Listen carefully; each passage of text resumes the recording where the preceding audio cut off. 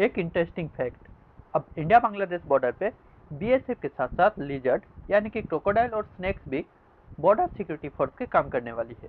चलिए जानते हैं ये क्यों किया जा रहा है और इसका इम्पैक्ट क्या पड़ने वाला है। Welcome to daily update. इस क्लास में हम द हिंदू और इंडियन एक्सप्रेस के exam related important current affairs को कवर करते हैं। आज है 6 अप्रैल और आज हमारे क्लास में टोटल में 6 न्यूज है जिसे हम आज की क्लास में कवर करने वाले हैं। चलिए शुरू करते हैं आज का पहला न्यूज से। आज का पहला न्यूज है इंडिया बांग्लादेश बॉर्डर और इसी का सिक्योरिटी पे बीएसएफ का न्यू प्लान को लेकर। Recently ministry of home affairs के द्वारा बीएसएफ को डायरेक्ट किया गया है इंडिया और बांग्लादेश बॉर्डर पे जितने भी रिवराइन स्ट्रेच है वहां पर सिक्योरिटी के लिए reptiles such as snake and crocodile का यूज करना टू प्रिवेंट इलीगल इन्फिल्ट्रेशन और क्रिमिनल एक्टिविटीज। इंडिया बांग्लादेश के साथ total 4096 kilometre border area share करता है, जिनमें से 3326 किलोमीटर को फेंसिंग करने का ऑर्डर इशू किया गया है और ये 3326 किलोमीटर में से 2954 किलोमीटर फेंसिंग हो चुका है। अभी भी 371 किलोमीटर फेंसिंग करना बाकी है। इसी 371 किलोमीटर में से जितने भी रिवराइन स्ट्रेच है उन एरिया पर reptiles such as snake and crocodiles को यूज करने को कहा जा रहा है फॉर सिक्योरिटी पर्पस, मतलब illegal infiltration, criminal activities such as smuggling, ये सब को रोकने के लिए। आगे बढ़ते हैं नेक्स्ट न्यूज पे। नेक्स्ट न्यूज गुजरात गवर्नमेंट और मिड डे मील स्कीम को लेकर। रिसेंटली एक रिपोर्ट पब्लिश किया गया है जिसके अनुसार गुजरात के स्कूलों में बच्चों को जो मिड डे मील स्कीम सर्व किया जाता है उसका नंबर कम हो रहा है और इसी मिड डे मील स्कीम पे एक्सपेंडिचर बढ़ता जा रहा है। लास्ट 3 इयर्स में served mid day meal scheme का नंबर 1.76 लाख से कम हुआ है और एक्सपेंडिचर 57% से इंक्रीज हुआ है।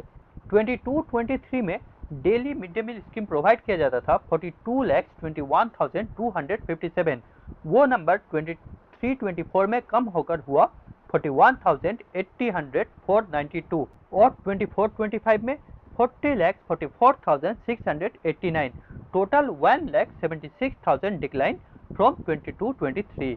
But on the other hand expenditure 24-25 में इंक्रीज होकर हुआ है 1,626 करोड़, जो 23-24 में था 1,155 करोड़, 22-23 में 1,035 करोड़ और टोटल 590 करोड़ का इंक्रीज हुआ है ये 3 सालों में।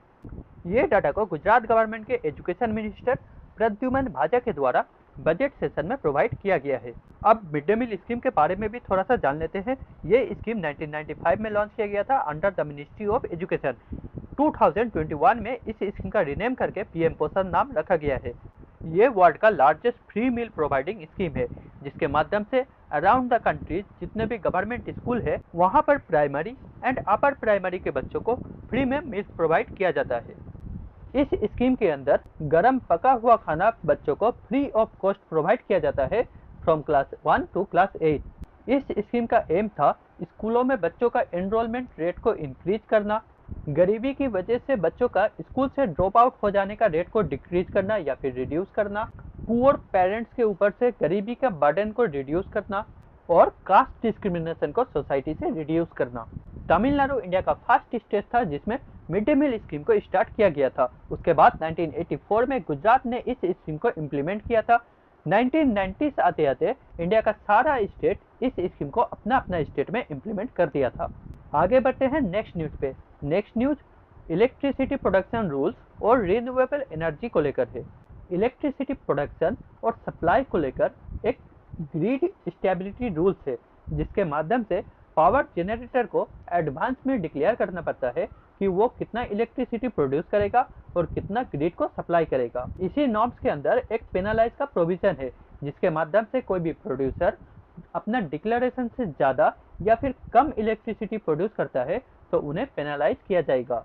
इसी पेनलाइज का प्रोविजन से रिन्यूएबल एनर्जी प्रोड्यूसर जैसे कि विंड या फिर सोलर एनर्जी को इस्तेमाल करके जितने भी पावर जनरेट करते हैं उनको रिलीफ दिया गया है by delaying the application of this provision, जो अप्रैल 2026 से स्टार्ट होने वाला था बट अप्रैल 2027 से स्टार्ट किया जाएगा। ये नॉर्म्स को इंट्रोड्यूस किया गया है जब कोई पावर जनरेटर डिक्लेरेशन से कम या फिर ज़्यादा पावर जनरेट करता है तो पावर सिस्टम का बैलेंस में डिस्टरबेंस क्रिएट होता है।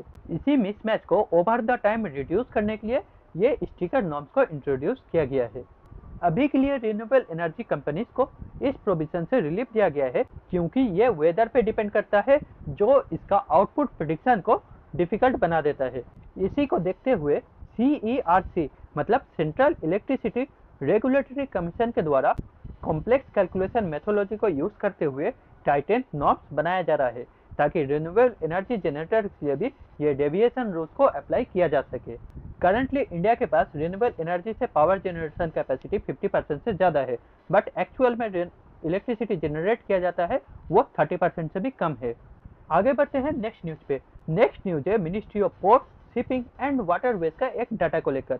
इस डाटा के अनुसार फाइनेंशियल ईयर 25-26 में union ministry of port, shipping and waterways के द्वारा 915.17 मिलियन टन कार्गो को हैंडल किया गया है, जो एनुअल टारगेट से ज़्यादा है। एनुअल टारगेट है 904 मिलियन टन, और इस साल लास्ट ईयर के कंपैरिजन में 7.06% का ग्रोथ देखने को मिला है। ये अचीवमेंट इंडिया का मैरीटाइम सेक्टर का operational efficiency, rapid trade recovery and sustain momentum को शो करता है, और इस रिफॉर्म का एम है modernising port infrastructure, advancing India's ambition under the maritime Amrit Kaal vision 2047। आगे बढ़ते हैं नेक्स्ट न्यूज पे। नेक्स्ट न्यूज इंडिया का ग्रोथ प्रोजेक्शन पे एक रिपोर्ट को लेकर। रिसेंटली मूडीज रेटिंग ने इंडिया का ग्रोथ प्रोजेक्शन 6.8% से रिड्यूस कर 6% कर दिया है।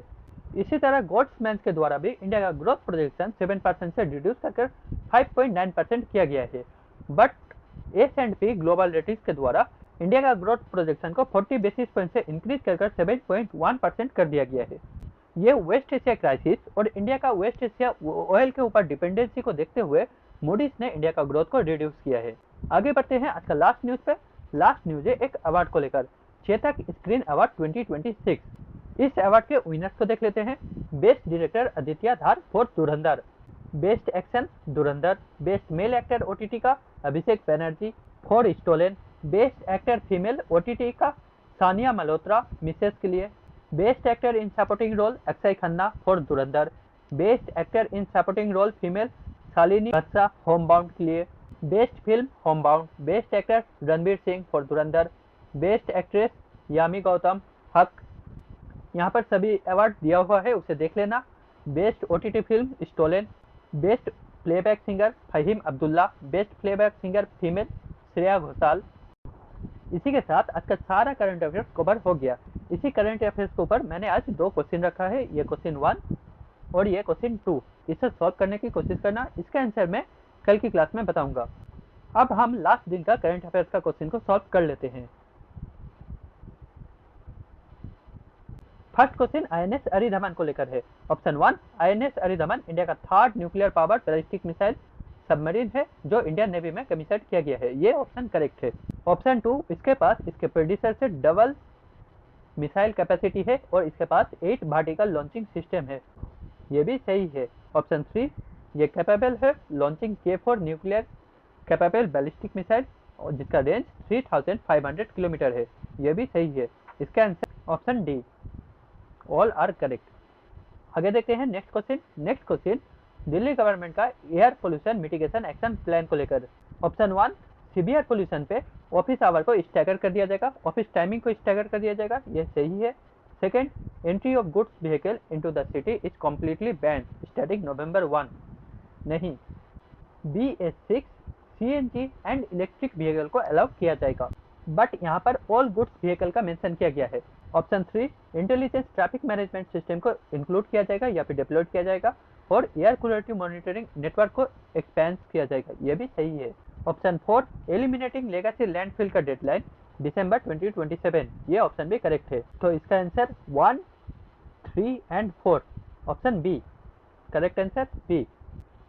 आगे देखते हैं next question. Next question IIT Delhi और इसमें SC/ST स्टूडेंट और फैकल्टी का स्टेटस रिपोर्ट को लेकर। ऑप्शन 1, SC/ST फैकल्टी का रिप्रेजेंटेशन IIT दिल्ली में लेस देन 5% है। ये सही है। SC का था 3.1% के अराउंड और ST का 1.2%। ऑप्शन 2, PhD एडमिशन पे ST स्टूडेंट का रिप्रेजेंटेशन 1% से कम था, बट वो इंक्रीज होकर 3% से ज़्यादा हुआ है। ये ऑप्शन भी सही है, 0.9% के अराउंड था और इंक्रीज होकर 3.1% के अराउंड हुआ है। ऑप्शन 3, सेवरल डिपार्टमेंट्स में जीरो रिप्रेजेंटेशन है SC/ST फैकल्टी मेंबर्स का, ये भी ऑप्शन सही है। तो इसका आंसर डी, तीनों आंसर करेक्ट है। इसी के साथ हमारा आज का क्लास यहीं पे खत्म होता है।